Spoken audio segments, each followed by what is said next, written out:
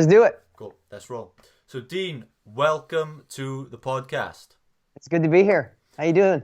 Amazing, man. So, I've got the introduction to your book sat in front of us here, and it is something that resonated with us both quite deeply. And I just read a little bit of it out. To everyone who ever felt like they were dealt a tough hand, though giving up, considered settling for an okay life, but still keeps pushing forward, even when others and that inner voice say, enough. Your next level lives on the other side of one of those obstacles, so keep climbing. Dean, we've read so many books between us. We've read a million introductions. This one it struck a chord with us, and I think it moved me physically. And it reads as if it's from someone who's, battled desperately trying to achieve their dreams under a mountain of pressure from society, from limiting beliefs, maybe from past failures. What was it that prompted you to write this book specifically, and how would you define an underdog? Yeah, great. First off, boys, I just want to say congratulations for what you're doing out there, sharing the message, helping self-education get out into more people's hands.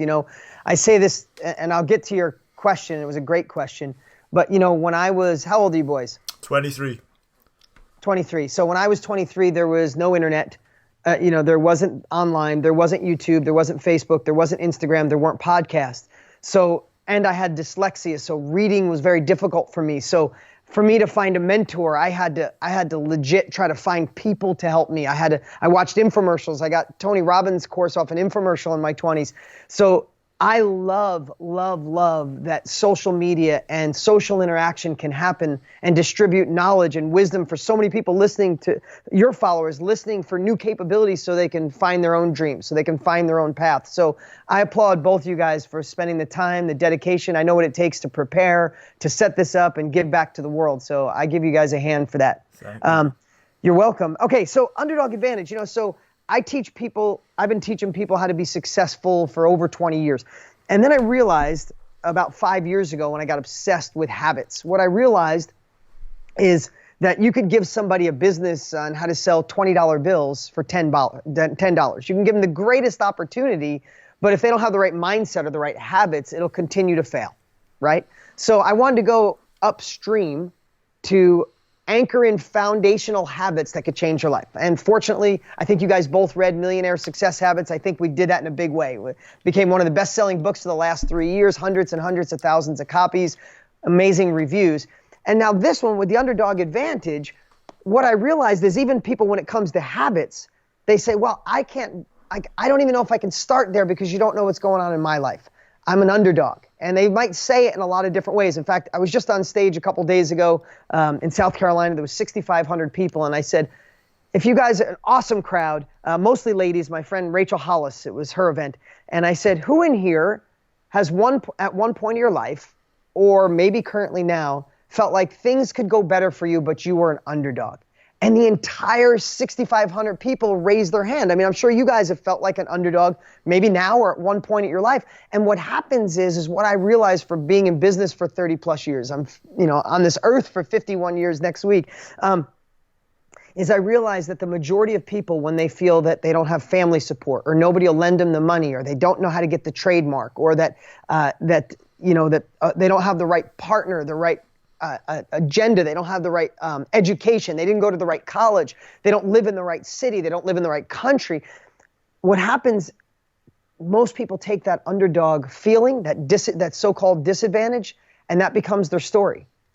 That becomes their life. And I don't want that. Because when I geeked out, you guys read this book, where I geeked out and read so many different underdog stories. And what you realize, the most successful people in the world have had the same disadvantages, maybe even worse sometimes, but they had a mechanism to shift that disadvantage into their superpower, into their rocket fuel.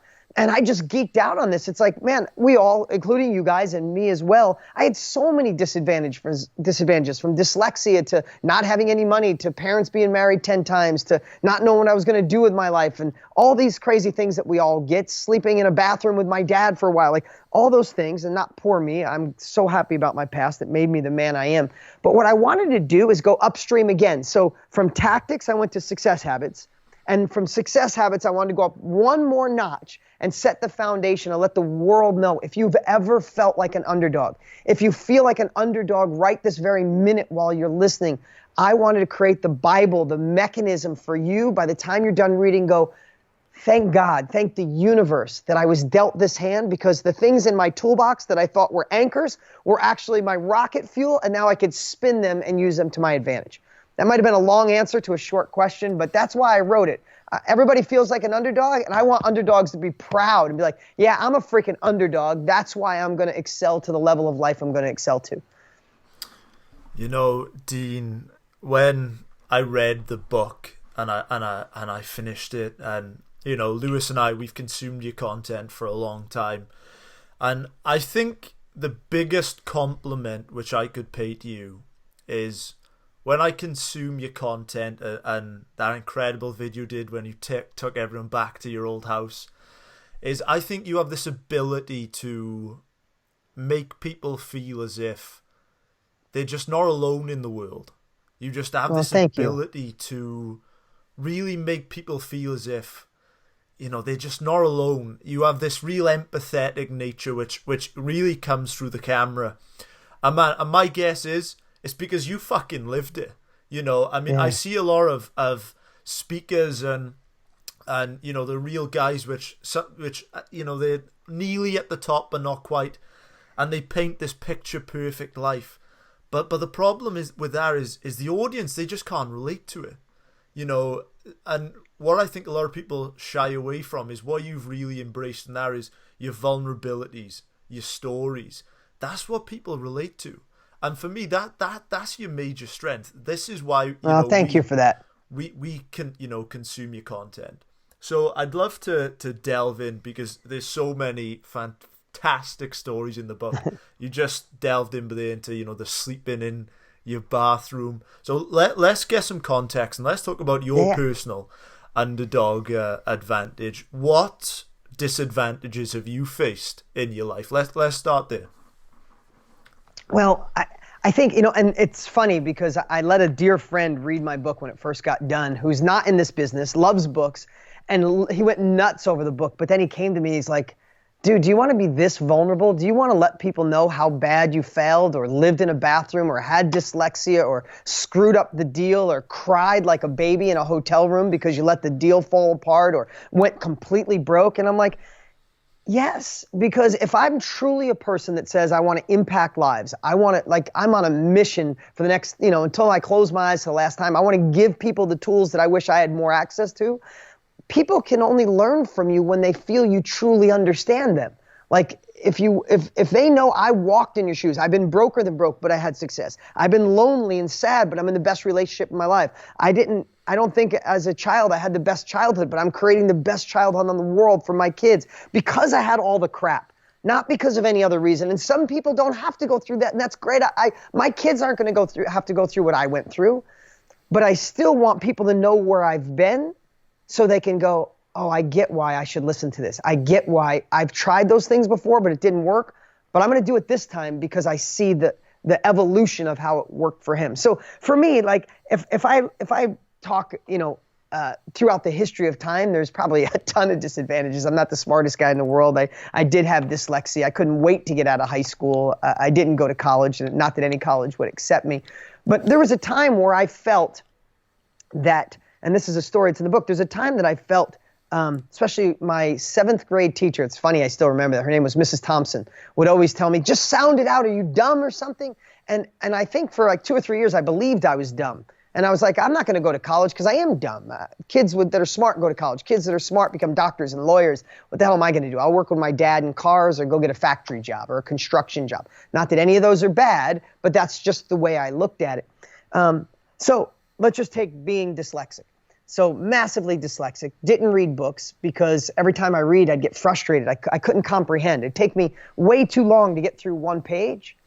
And then by the time I get done, I couldn't understand it. I'm like, forget it. So here's a crazy story. I wrote my first book, which was called Totally Fulfilled.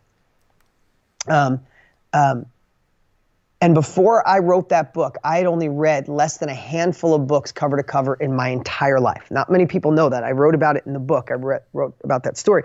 But one underdog I thought was a disadvantage is that I had dyslexia, wasn't that smart, didn't go to school, and other people who write books have to be smart, right? So that's what I thought at one time. But when I turned that around and realized that I'm a good storyteller, that I want to impact people's lives, that people don't give a shit if I spell words right or my grammar, or if I don't know a prepositional phrase, who cares as long as it's coming through with my heart with authenticity and they can feel my enthusiasm and being vulnerable. So I hire an editor for my first book, Totally Fulfilled, and I still have this underdog disadvantage, like underdogness living inside of me, and she ends up telling me the book is horrible, that it's not a book, it's a 250-page conversation, that I need to hire somebody, I need to do a rewrite, and that underdogness started seeping back in, like, oh, why should you do that? But what I did was, and this is some of the things that I share, and this was, I didn't have a strategy, but I realized how it exponentially grew my life. I started seeing that she was wrong. I started using the fuel of her telling me that I can't do this. I started using the fuel of that no one would ever see me coming as an author. I started learning from other people, and all of a sudden I said, the hell with that. And I used that disadvantage to say, I want to be the first guy that's got like an 8th grade education. I don't have a vast vocabulary. I have dyslexia. I want to be that first guy that writes a book and it becomes a New York Times bestseller because I know how to tell a story. And I don't know if this definition is really landing as hard as it was, but I went from being that dumb kid in school that never read books to Totally Fulfilled when I launched it because I was a storyteller. It became a New York Times bestseller the first week it launched. Man, this is a story which I'd love to pick up on. So I'll just paint some context, and please feel free to fact check me. So As far as I know from reading the book, you hire the best editor, a lady from Virginia. Oh my God, you do remember the story. I do, man, I do. So you hire this amazing editor from Virginia. As far as you're aware at the time, she's the best around. Yep. You're so excited to do this that you fly from Phoenix all the way to Arizona. True story. You don't want to. You're so excited to do it, you don't even email it to her. So you give it to her, and she's, you're so excited, you're so pumped. And she says, Dean, you can't write a book like a conversation. This doesn't need and let me just back up. Just so again, I love you bringing this up. If you think this is great for your audience, I'd love to dig in, because that's what I painted was the quick story, but think about the emotions that go inside and how many times I wanted to take this feeling of an underdog and go, she's right. I should quit. Who the hell am I to think I could write a freaking book? I haven't even read books. I don't even know how to lay out a book. I don't know what a prepositional phrase is. All those things come into play. So when I first met her, I handed her my manuscript, right? And I talked to her, and she saw my enthusiasm. She's like, oh my God, Dean, I can't wait to edit this. This is going to be the best book ever. Let me call you. Let me read something and call you. And it went from that to just what you're saying. 2 days later or a day later, she calls me and says, this isn't a book. Go ahead. You can finish from there.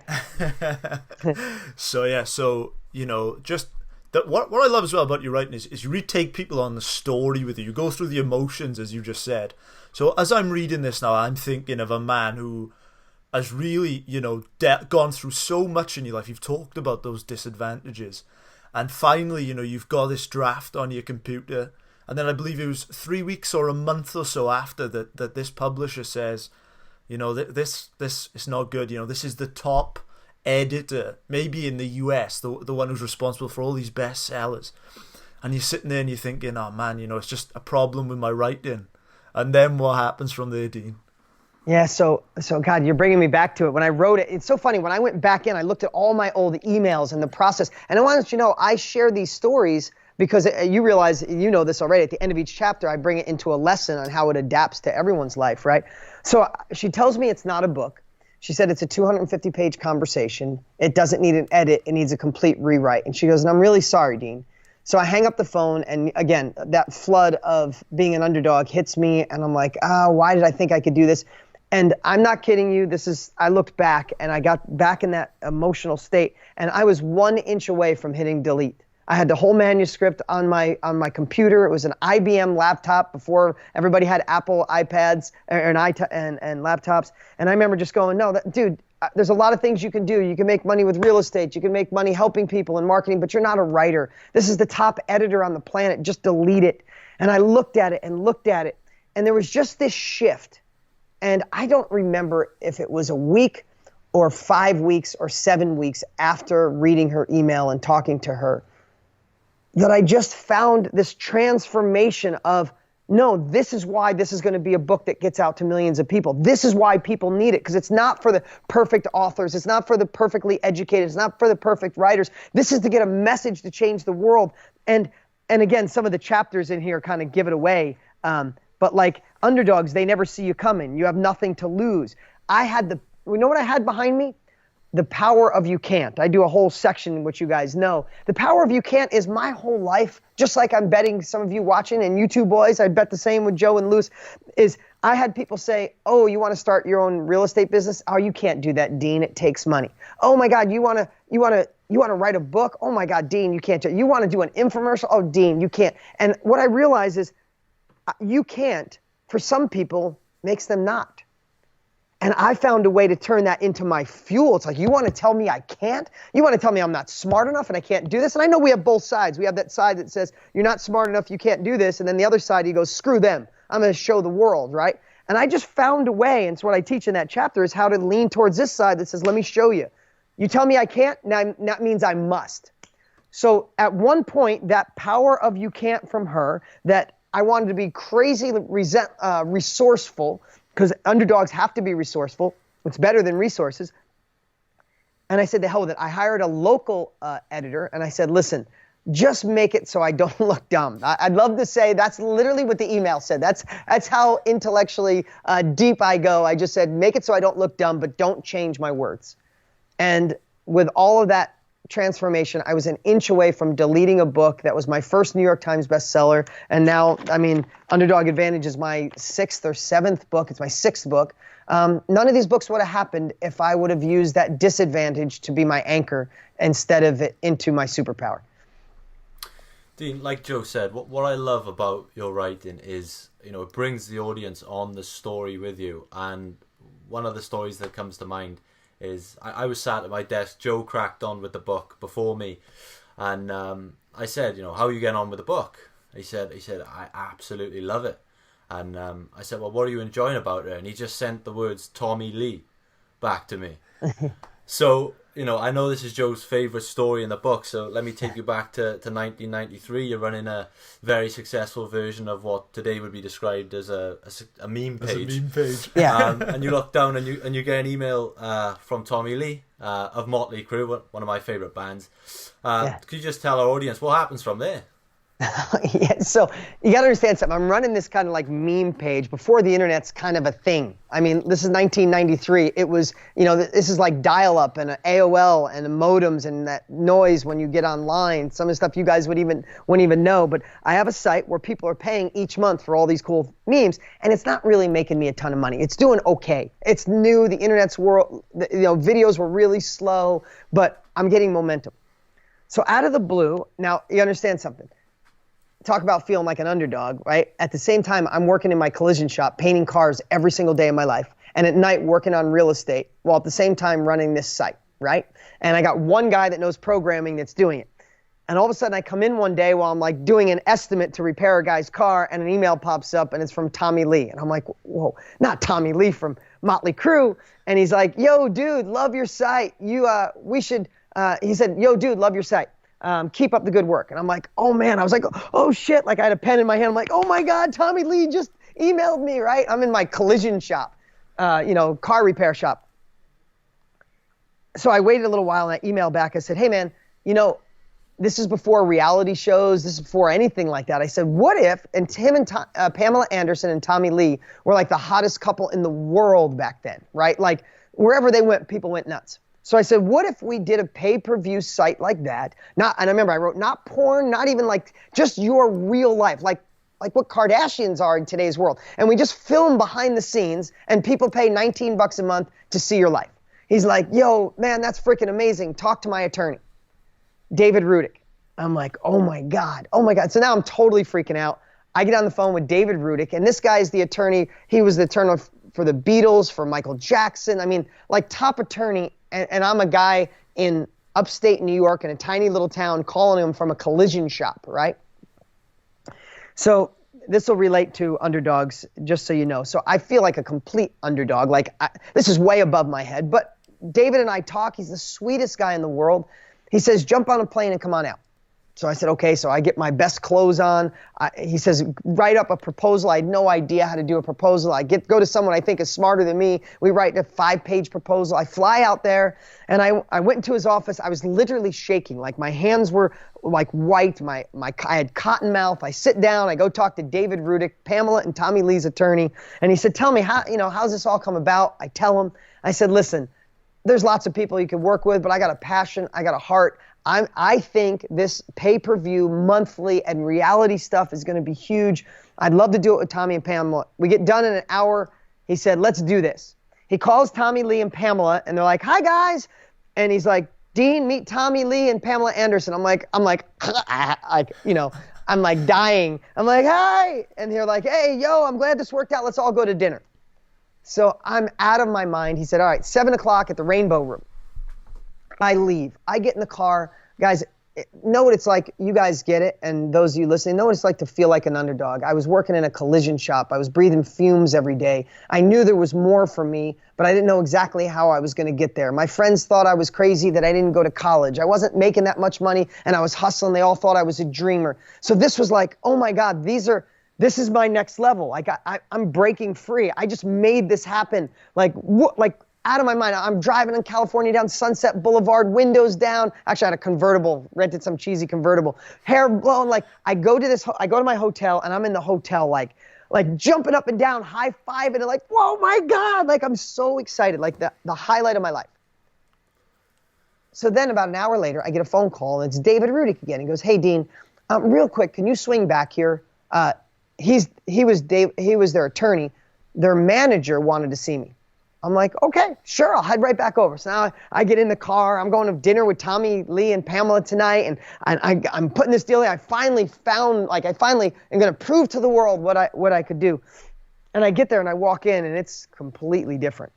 I sit down, and this manager says to me, before we get started, I go to talk. He's like, yeah. I swear to God, you guys can see me on video, but this is how it was. I went from like confidence walking in the room, and immediately I didn't have enough years under my belt to be confident anymore, because he goes, yeah.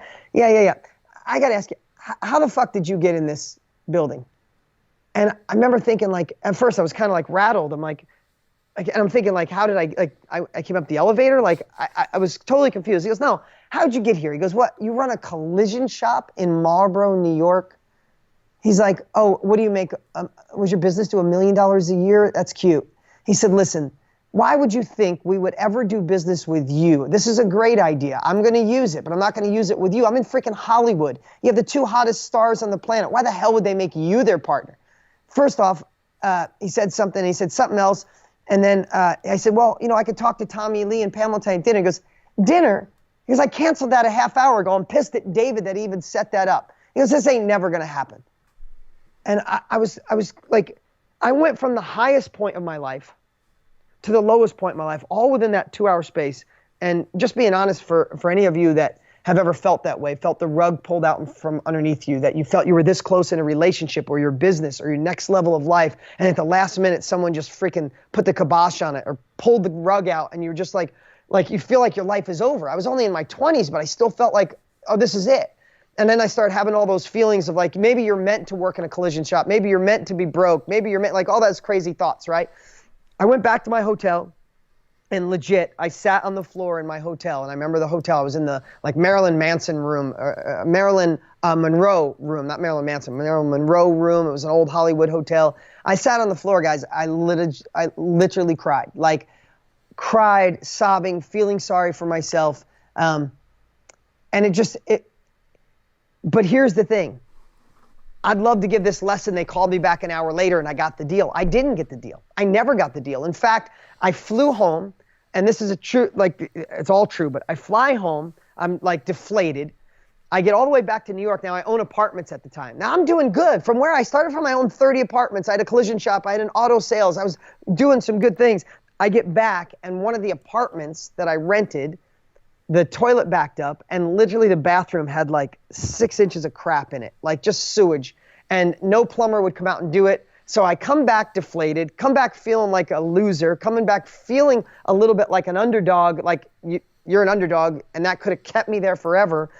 And no one would clean this bathroom out. I went and got fishing waders on, a bucket, and a shovel, and spent 3 hours cleaning shit, for lack of a better word, and then just lived in misery for about 2 weeks. Like, why would you do this?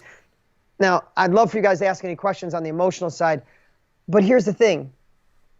In hindsight, that was meant for me. It was meant to, like, I believe there's a success God or a success auditor, and they put you through these to see if you're strong enough to overcome something so bad and find a way to make it a positive. Within weeks, using processes that I share in this book, I converted that to who else gets a shot to go sit in front of Tommy Lee and Pamela? Who else comes this far? I've already got this, and I use that momentum. I use that languaging.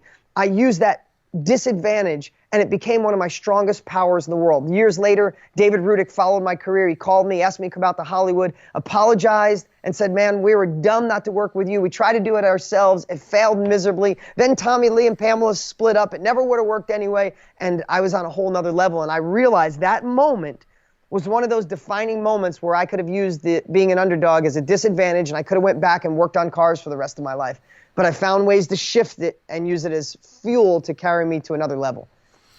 Yeah, man, it's such a fantastic, so definitely one of my favorites from the book. But I'd love to pick up on what you just said there, because you mentioned that David, a couple of years later, he gets back in contact with you. I believe in the book you described this as it had to be a few years without, you feeling sick to your stomach and seeing his name.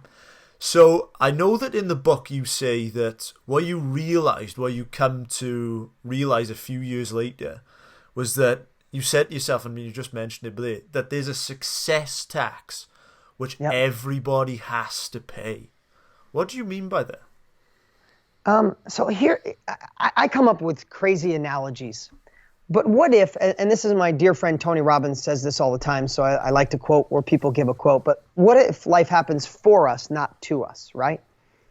And if you think of the disadvantages you may have in your life, what if you could put on a different set of glasses and actually see them for what they're for? That they were designed for you. That failure with David Rudick and Pamela Anderson and Tommy Lee, that failure was designed for me because it brought me more wisdom. It brought me a different way to think about stuff. And I look at it like think of like if someone was an income tax auditor, you'd have to check off all the boxes. I believe, whether you believe it's God or a success auditor, is going, okay, Joe wants to be successful. Okay, let's have his first partnership before Lewis fail, and have him take advantage of him. Wow, okay, that first partnership failed, but he still got up, found a positive way to overcome it. He learned from it, he's still going. Check. Okay, let's have that first business he invests in. He doesn't have enough wisdom yet. That first one's gonna fail. Okay, he failed. He made it through. He learned. It sucked, but he's learning. He's still going forward. Check. What if all of these things in life, all this so-called underdogness, was designed to build the exact person that can reach their next level of success? And that's what I look at paying your success tax. You have to have the failures. You have to have people that don't believe in you. All those things can actually add up to the wind behind your back, not the anchor, if you know the subtle shifts. I believe this.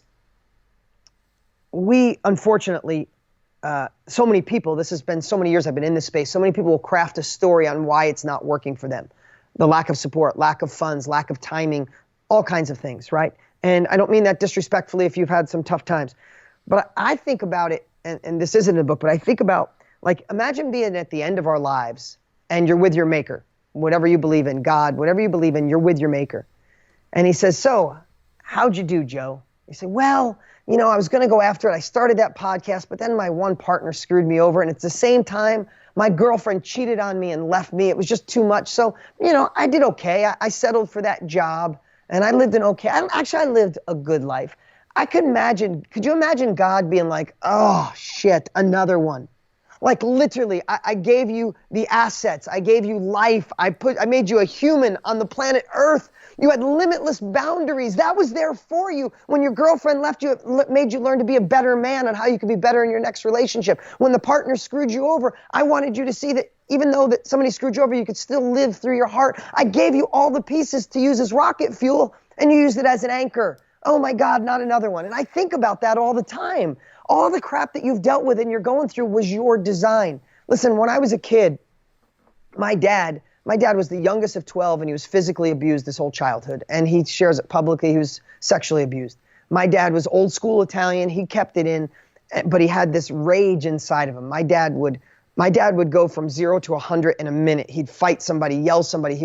He had aggression so bad because he was taken advantage of as a kid, and it was like his way out.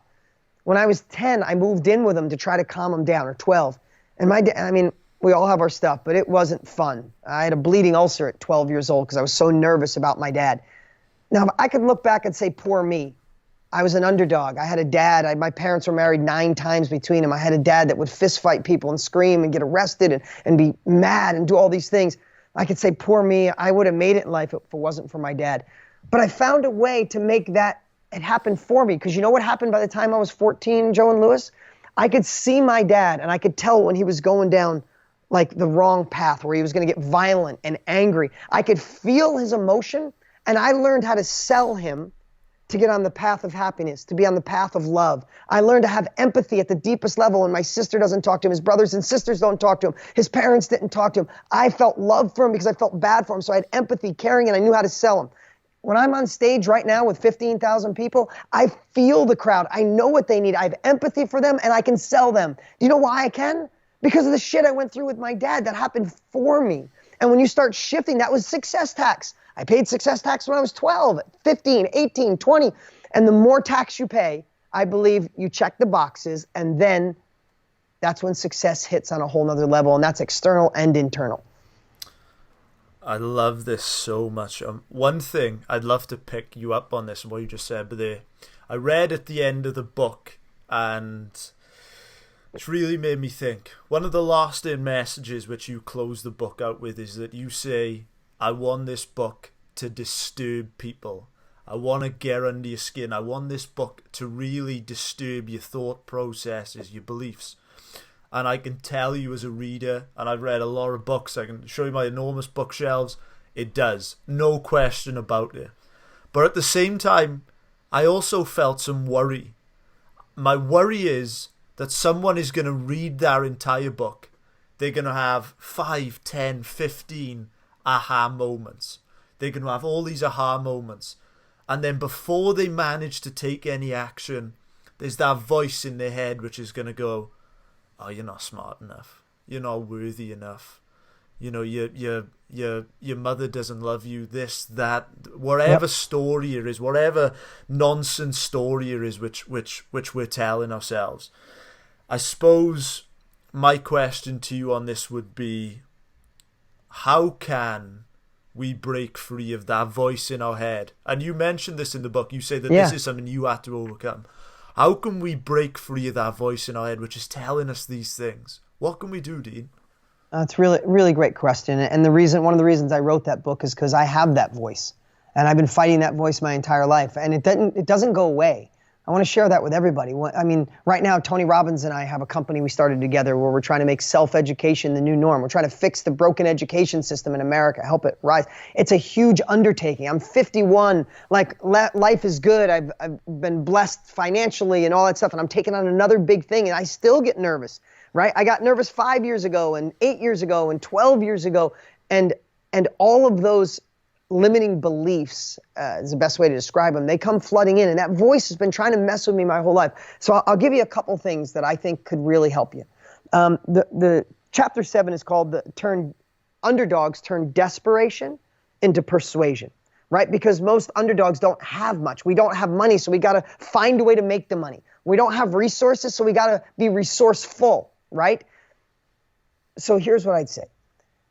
At 51, no matter what age you are, I don't know if I would have believed this at 21 or 25 or even 30. But what's standing between you and where it is that you want to go, if you read this book and you feel inspired, you read this book and you get the tactics, but you go, God, what's standing between you and where you want to go is that story that you're telling yourself on why you can't achieve it. Now, you've heard that before, but I'm going to ask you right now, as you're listening, if you're still here with us, hear it for the first time from someone who's been there, someone who's had massive hardship and massive success. I look back in my life, and when I was stalled, it was because of the story I told myself. So how do you bust that story is this. Could you imagine talking to your maker at the end of your life and saying the only reason you didn't do more is because of the story, whatever it is? My parents don't support me. I have dyslexia. I don't have money. Any of those stories. And then, because what you'll see is, no, I don't want that story to hold me back. No, like imagine your life in 5 years exactly the way it is right now. Imagine it in 10 years, exactly the way it is now. And the only thing between you and your next level is that story. You want to fist fight that story. So what I'd say is, understand the story is holding you back, and it's crippling, and it can be hard, but you got to train your brain. Now, go find somebody with the same circumstances. You're a stay-at-home mom with no money. Go follow the woman who created Spanx. You don't have a great education. Follow John Paul DiGiorio, who started Patron Tequila and Vidal Sassoon. Go find somebody that had a similar story and realize that your story is bullshit, and create a new story. And then what you have to do, and I know, again, this is all stuff you've heard, but I'm hoping you hear it for the first time. You have to create a compelling future for yourself. You have to stare at it. You have to look at it every day. You have to read it every day. You have to do the biggest sales job you have to do in the entire world is selling yourself every day to stare at where you want to go, not where you don't want to go. There's two roads, and the people that get stuck in life stare at what they don't want. They stare at lack of funds. They stare at the business not working. They stare at the relationship not having intimacy anymore. They share at a disconnect from their family, and they unfortunately get more of it. You have to make a conscious decision that I'm going to change this story. I'm going to find the truth. I'm going to create a new story. You got to write the story down, and you got to focus on it, and you got to sell yourself every day that story will provide. That story will come true. Listen, I use this in my business over and over, but I used it in my personal life. Jokes. It's a really great question. I went through a divorce in my 40s. And my biggest fear was that my kids wouldn't be okay, because divorce was really painful for me as a kid with my family. And everybody said, oh, if you get divorced, me and my ex, we had lived in different bedrooms for a long time. We were friends and good co-parents, but it was time to end a relationship. And I'm not an advocate of divorce, but that was the right thing for us. And I worried about it and thought my kids would be disturbed, and that my ex would talk about me, and I envisioned all these things wrong at first, like you said at the end of the book, all the things come back. But then I did what I told you. I changed the story. I created a new story. I wrote it down. I stared at it, and I stared at it every day, and I wouldn't stare at the other. And then I wrote down this. I'm going to become best friends with my ex. I'm going to become a better man. My kids are going to thrive. If I attract a new woman in my life, that my new relationship and my ex-wife are going to be friends. I wrote down all these crazy things. I told my friends, they're like, dude, you're a freaking dreamer. You've pulled off everything, but you're never going to pull off that. And then I wrote down, if I attract a new relationship, it's got to be someone who will love my kids like they're theirs, or I don't want to be in it. And I wrote all these things down. And you know what I did for a year? Guys, I stared at it. Even though the world was saying divorce is going to be ugly. You make a lot of money. She's going to hire the best attorneys. She's going to tell your kids you're this. You know what? None of it freaking happened. It's years later. My kids are thriving. My ex is is a dear friend. My ex and my current wife that I'm married with, having a baby right now, they're friends. My kids are thriving. My son's birthday party, my ex will be there with her in her relationship, and I'll be there with mine. Everything I wrote down and I stared at came true, but I had no proof it would come true. I had to have not confidence. I had to have courage.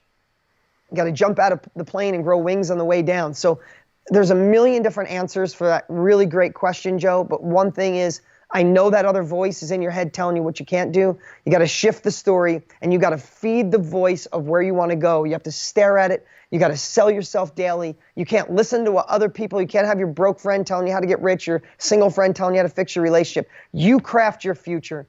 You focus on it, and incorporate tools and capabilities to turn those disadvantages, like this book, turn those disadvantages into fuel to drive you to where you want to go. Dean, one of the main complaints from underdogs you see is, I have nothing, I came from nothing, I have nothing. And I think a lot of people don't realize that, in a way, that's a superpower. I mean, I think of the sport. It is. I think of the sport of boxing, and the old saying is the most dangerous fighter is a fighter who has nothing to lose.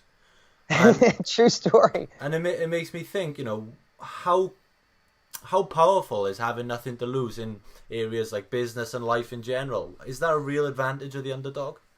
It is, because I feel like if you're privileged, and I'm not knocking privilege, but I feel like if you have everything going for you, every move you make, you feel like I could lose it. And people are going to judge me. Compared to like a boxer, when you have nothing to lose, you could go for it. Like, it is actually an underdog advantage not to have people watching you. It's a really great underdog advantage. I love when people underestimate me. I always dress in t-shirts. I go to the fanciest meetings in the world with a t-shirt and sneakers on, and I love when people have suits on and they look at me like, oh, who's this guy? I love that. It's like, oh, you underestimated me. You're never going to see me coming, and I don't give a shit what you think. So guess who's winning? Me, 100% of the time. You guys are 23? Yeah. Okay. So someday you think you'll have kids? Possibly. Maybe? Yeah. Okay. So if you had kids, let me just ask you this question. Would you rather leave your children, or think of someone you love or a friend, would you rather leave your children $1 million, resources, to go start their own business, or would you rather leave your child being the most resourceful human on the planet? Would you rather give them the million or resourceful? The resourceful, right? Yeah, because here's the thing. Underdogs don't have the privilege of gaining money, right? They don't have the privilege of saying, hey, Dad, can you start this new company for me? Or being left millions of dollars. So what happens to underdogs, without you realizing it, you are so damn resourceful. You know who I hire? Resourceful people. Do you know who I partner with? Resourceful people. Because people with resources and no resources, people with resources and no resourcefulness, you know what they end up? Broke. With a failing company, or they're a trust fund child and blow all the money, or they hit lotto and it's all gone in 2 years because they had resources, not resourcefulness. So what underdogs have, and if you're listening right now and saying, I have nothing, congratulations, you have nothing to lose. They won't see you coming, and you have to be resourceful to make things work. Listen, I never was smart enough to know how to raise money for my companies, right? I just wasn't. I'm not. In today's world, everybody's, especially in Silicon Valley, they come up with an idea, and then they go out and do a A-level round of raise and a B-level round of raise, and they're trying to gain money, right? I had no idea what that even was. You know what? I had to be resourceful. When I started a company, that company had a cash flow within the first couple of weeks or I was broke. So I had to figure out how to be resourceful, be good at marketing, be good at writing, be good at storytelling. I had to do everything in my power, because if I didn't get the money that came in, we went out of business. So now every company I start, like within the first 3 months, they're cash flow positive because I'm resourceful in that area. So again, this is a different frame. Like, you're listening to me and you're like, yeah, Dean, now you're rich. It's easy to say. No, but I was wherever you are, I was there. I've been broke. I've made $1,000 a week. I've made $100,000 a year. I've made $1,000 a week, or $100,000 a week, and more. So I've been at every level, and I'm telling you, these are the same strategies if you're broke or you got a company and you want to take it to another level. Yeah, it's amazing. And to read the book is one thing, but to see you, Dean, communicate this, you can really see you live and breathe this stuff. I mean, I've been afraid you're going to come through my computer screen at times with the passion that you've got. So what I love about each book, and of course for all our audience listening, there's a link below. You can just swipe up on this episode to get yourself a copy of The Underdog's Advantage. But what I love is that you wrap up every chapter with a challenge of sorts. You know, You really break it down into a practical science. So this has got me thinking, could you issue a challenge of maybe 2 to 3 things which our audience, by all means, we got an audience full of underdogs. We are underdogs ourselves. Yeah. 2 to 3 things for the underdog that we can do today. Yeah, great. Here's what I would do. One is I would really look at, so let's just say if we want to take our business to another level, right? We all feel like, let's just say we have a toolbox, and most underdogs feel like their toolbox is empty, right? Like, or we got a beat up old screwdriver in there, right? We kind of have disadvantages in there, right? It's like, so what if right now, from just this conversation, you could look through different lenses and look into that toolbox again and you heard the story about my dad and reading my dad. You heard the story about dyslexia. You heard the story about David Rudick. You heard the story about writing my book because I wasn't good at writing. I found a way to shift that. Every successful person, I geeked out. I listened to a 42-hour book on George Washington, the quintessential underdog here in America, and so many other underdogs, John Paul DiGiorio, Richard Branson. You realize that the only thing different between them and potentially you is they looked in their toolbox where you see, broken screwdrivers and broken dreams. They found capabilities and rocket fuel, right? Like, you're trying to chop down a tree with a butter knife, and you don't realize you have a chainsaw in your toolbox. So the first thing I do is look at your disadvantages through a different light today. Like maybe you went through something similar with your parents as I did with mine. How can that be something that guided you? How can you thank them for that journey because you paid your success tax and you know so much more? So I'd say the first thing is look in your toolbox and try to shift one or two things that was a disadvantage and try to make it an advantage. The second thing I would do is we talked about creating a compelling future. For a moment, forget all the shit going on in your life. Forget about the things that went wrong. Forget about the people who let you down. If you could just write out what the best year of your life would be, what would that be? If you didn't think about what you don't have, you didn't think about the lack of money, you didn't think about where you live, you just said, if I could do this, I'd be doing masterminds, helping people do this. I'd have a top 10 podcast, whatever that is. What if you just wrote that down today, right now? Not your goals, just like your best version of you. And then what I'd challenge you to do, if you want to give a challenge, is the next 30 days, read those goals or read that best version of you every single morning and every single night for the next 30 days. People do New Year's resolution goals on January 1. They write them and they look at them again next January 1 to see they didn't do them. That's why New Year's resolutions have a bad rap. You want to make impact in your life, you got to look at your goals and you got to sell yourself every day. So the two things that I would challenge you to do, look at your disadvantages and see which one you can make a superpower today, just from this little bit of conversation. You get the book, you'll have a whole process. Secondly, I would write down the best year of your life. Who is that? What version of you is that? What are you accomplishing? And read it every morning and every night for the next 30 days and thank me later. Man, I just been blown away by this conversation. Connecting with you, Dean, is just such an inspiration. We can't thank you enough for taking the time to, let's pay our gratitude, because the way in which you communicate, the way in which you connect with your audience, it's clear you don't need to do this. You do this because you love this stuff. And we're just going to close the show with one last question for you. And let's imagine a scenario in which every person on the planet right now, hypothetically, they're all tuned into the same frequency. And you, Dean, you can give a short but impactful message to the entire world based on your story, your truth, these amazing things which you've done, these mountains you've climbed. What would your message to the world be? A lot of things come to my mind at once, but one thing, I've been blessed to be on stages in front of cumulatively hundreds and hundreds of thousands of people. I've got to meet so many of my students, meet people who read my books, meet people who go to my events. And I want to tell you, there is no common denominator for successful people, meaning no common denominator when it comes to how much money they had, what their education was, what color they are, where they grew up. There's no common denominator in my eyes except one thing: desire. You have to have a burning desire and know that anything is possible.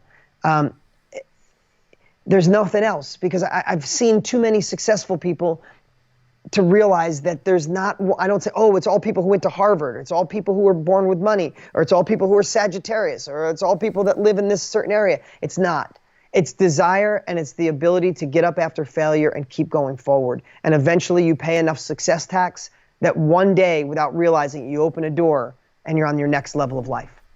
And that's the best thing I can share. Dean, where can our Freedom Pact family connect with you? So if you want to get the book, you can go to deansbook.com. We created a really awesome promotion.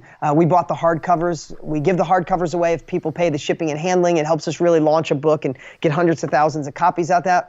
So we love that. So go to deansbook.com or check us out on Instagram. I do a Facebook or an Instagram story every single day. Just started doing that about a year ago, and seems like people are loving it. Our Instagram's growing like crazy, so you can get to know me a little better there too. Dean, we are exceptionally grateful for you coming on and the way in which you carry yourself through the world and the work in which you do. And this has been a pleasure connecting with you. We certainly hope it's not the last time. And man, thank you so much for coming on the show. You're welcome, guys, and keep up the good work, man. You're making an impact too. Just realize it starts if one person listens today and their life is affected, we did our work. Okay? So keep up the good work, guys. Appreciate you. We Thank you so appreciate much, it, Dean. Did you enjoy it, See you guys. Did you enjoy it, It was Dean? awesome. It was awesome, dude.